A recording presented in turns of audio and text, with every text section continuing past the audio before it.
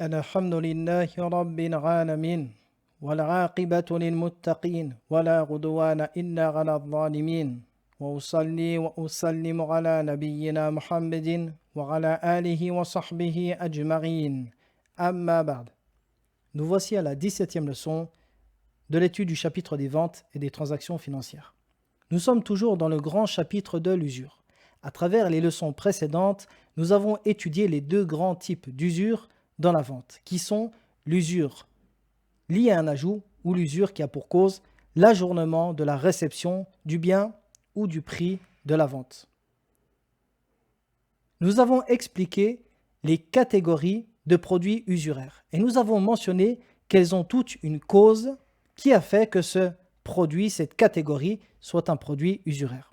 Ces causes sont au nombre de deux et elles sont le fait que ce produit soit une valeur monétaire ou alors qu'il soit un aliment qui se pèse et qui se mesure.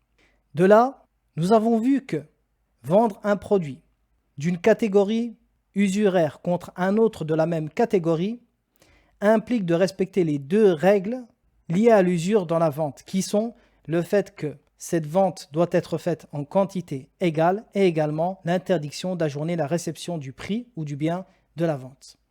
Par contre, lorsque nous allons vendre deux produits usuraires de catégories différentes, mais qui ont la même cause d'usure, eh bien ici, nous devons respecter que la règle de l'usure dans la vente liée à l'ajournement, c'est-à-dire l'interdiction d'ajourner la réception du prix ou du bien de la vente. C'est-à-dire que la vente doit être faite au comptant, que le bien et le prix soient directement réceptionnés dans l'assise du contrat de la vente. Dans la leçon précédente, nous avons mentionné quelques règles liées à l'usure, afin de bien comprendre ce chapitre. Dans la leçon du jour, nous allons aborder un chapitre important qui est lié toujours au chapitre de l'usure.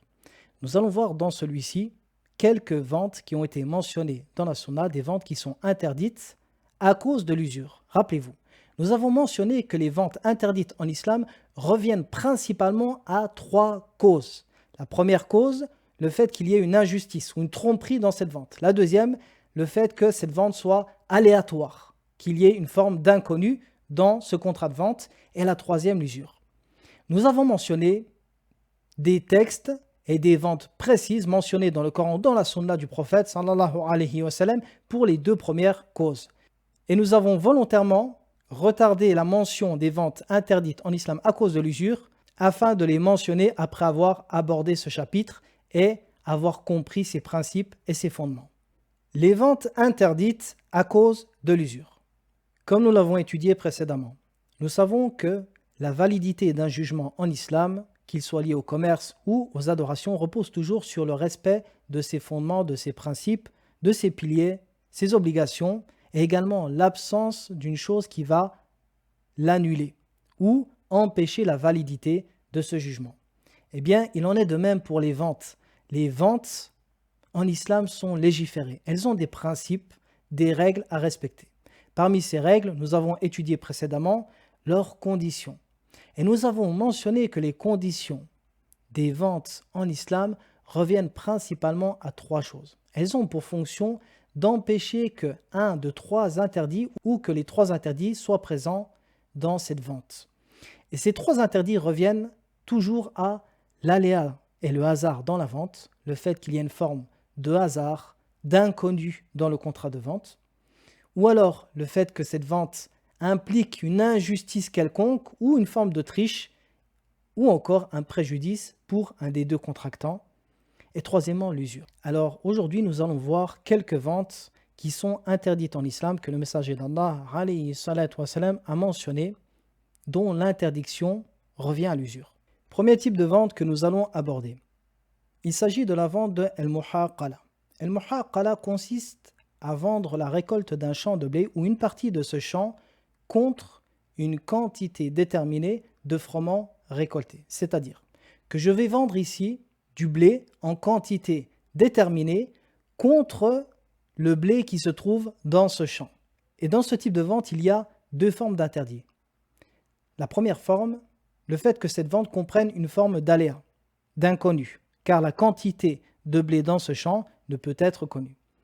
Et la deuxième forme est l'usure. Pourquoi ? Car ici, il y a ce qu'on appelle riba el-fadl, l'usure d'ajout. Pourquoi ? Car, comme on l'a dit, lorsque nous vendons un produit usuraire d'une catégorie contre un même de la même catégorie, il faut absolument que les deux quantités soient égales.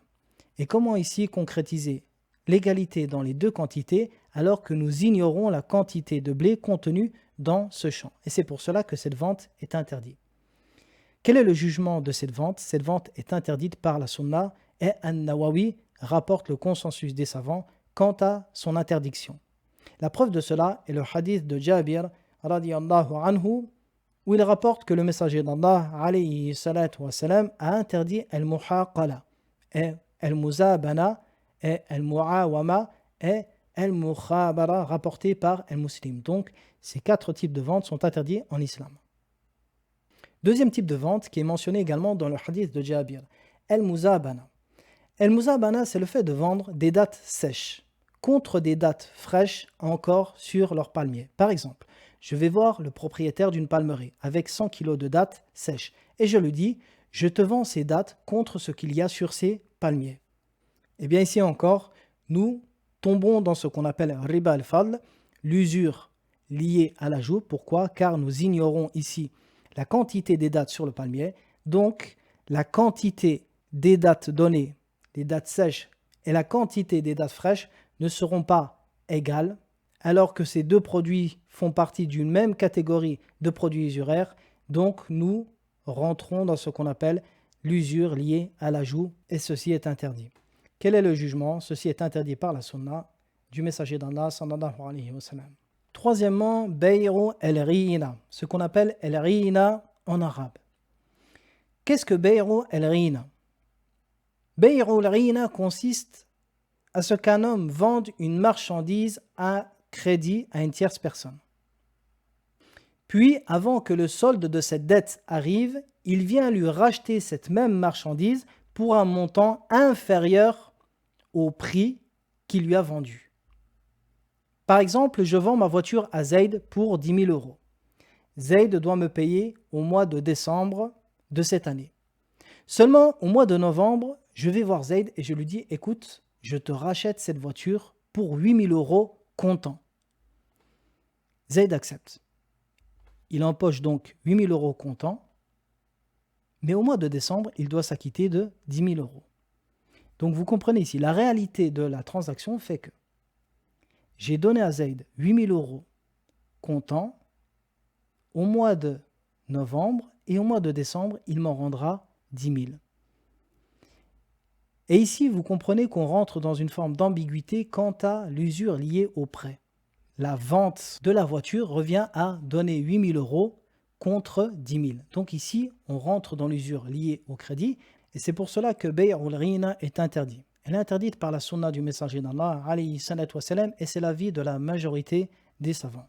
La preuve de cela est le hadith de Ibn Omar qui rapporte que le messager d'Allah alayhi salatu wa salam a entendu le messager d'Allah sallallahu alayhi wa sallam dire: lorsque vous contracterez la vente de al-rina, que vous vous consacrerez à l'élevage et l'agriculture en délaissant le djihad, Allah vous infligera une humiliation qu'il ne retirera jusqu'à ce que vous reveniez à votre religion. Rapporté par Ahmed et Abu Daoud. Et les savants ont mentionné que cette vente est interdite. Pourquoi? Car il y a une forme de ruse afin de pratiquer l'usure. On va pratiquer l'usure avec une vente en apparence, mais le but de cela est de prêter une somme d'argent avec un intérêt.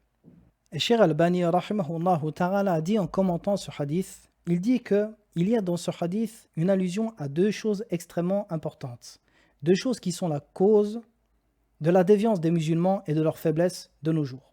Ensuite, il mentionne un hadith rapporté par Ibn Kathir dont il a jugé la chaîne de transmission bonne.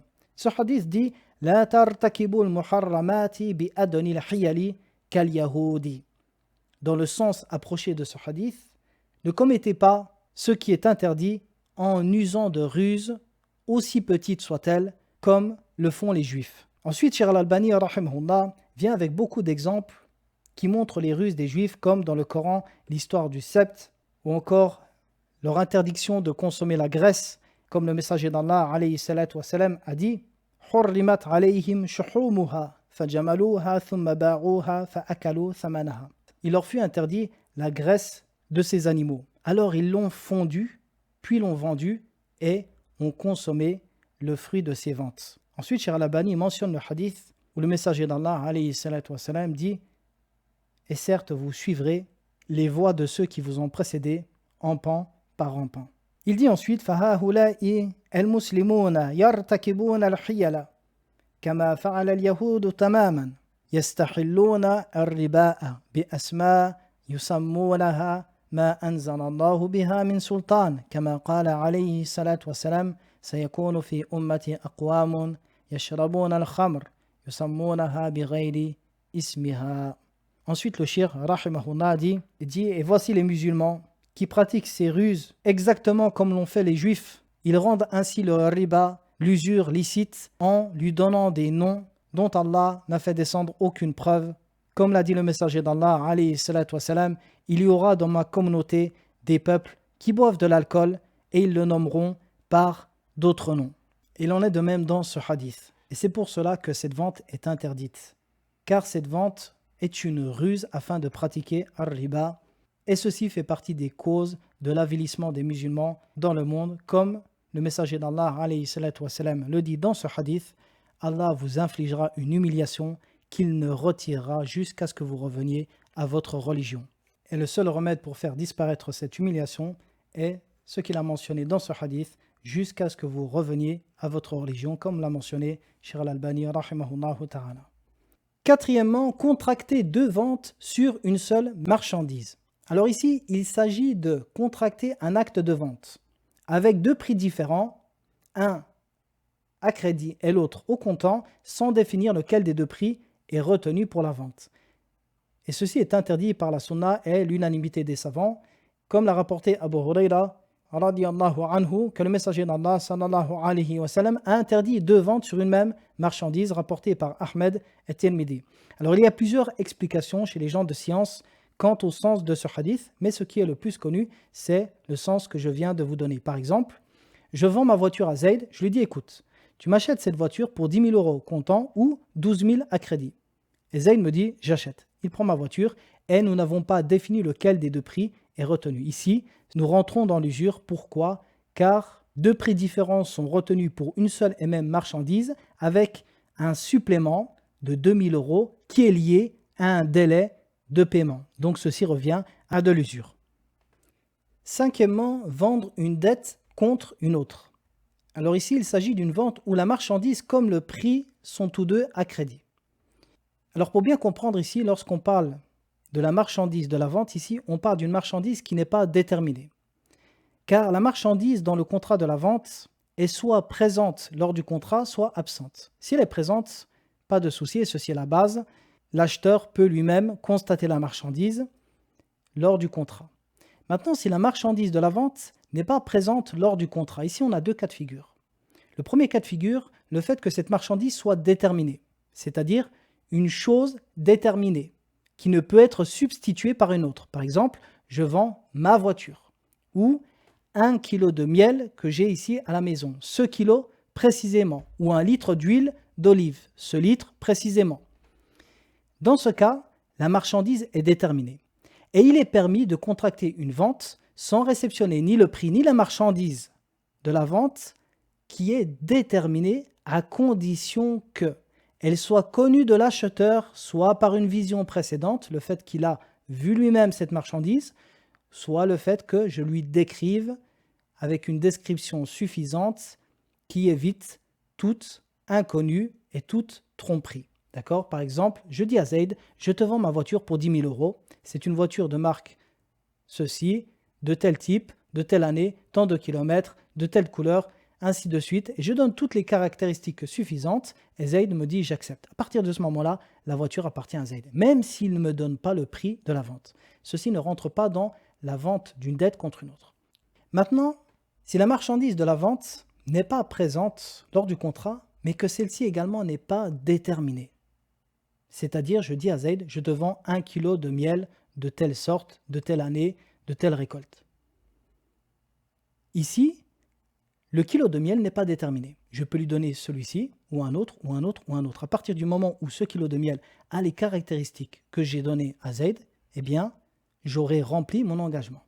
C'est-à-dire que, Dans ce type de vente, lorsque je vends un produit par ses caractéristiques, sans le déterminer, ceci rentre dans une forme de dette. C'est-à-dire que je me suis endetté auprès de Zayd d'1 kilo de miel, de telle année, de telle récolte et de telles caractéristiques.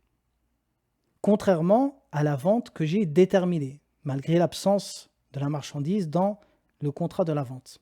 Je te vends le kilo de miel que j'ai chez moi. Cette fois-ci, on parle d'un produit qui est déterminé, d'une chose qui est déterminée. Et ici, les savants disent que lorsque l'objet de la vente, la marchandise n'est pas déterminée, c'est-à-dire que ce n'est pas un objet précisément, ce n'est pas une marchandise précise, même si je vais donner des caractéristiques suffisantes pour savoir de quoi on parle, et que je ne réceptionne pas également le prix de la vente lors du contrat, les savants disent que ceci rentre dans la vente d'une dette contre une autre. Pourquoi ? C'est-à-dire que je m'endette d'1 kilo de miel et que l'acheteur s'endette de tant d'euros par exemple. Et les savants voient que ceci rentre dans la vente d'une dette contre une autre qui a été mentionnée dans un hadith rapporté par Ibn Omar radiyallahu anhu, le prophète sallallahu alayhi wa sallam, naha an bay'il kali'i bil kali'i, c'est-à-dire la vente d'une dette contre une autre. Le prophète sallallahu alayhi wa sallam a interdit la vente d'une dette contre une autre, rapporté par Ishaq al-Bazzar, par une chaîne de transmission faible, mais ceci fait l'unanimité des savants. Et voici la leçon d'aujourd'hui qui s'achève. Je vous dis à très bientôt pour une prochaine leçon. Wa sallallahu ala nabiyyina Muhammadin wa ala alihi wa sahbihi wa sallam.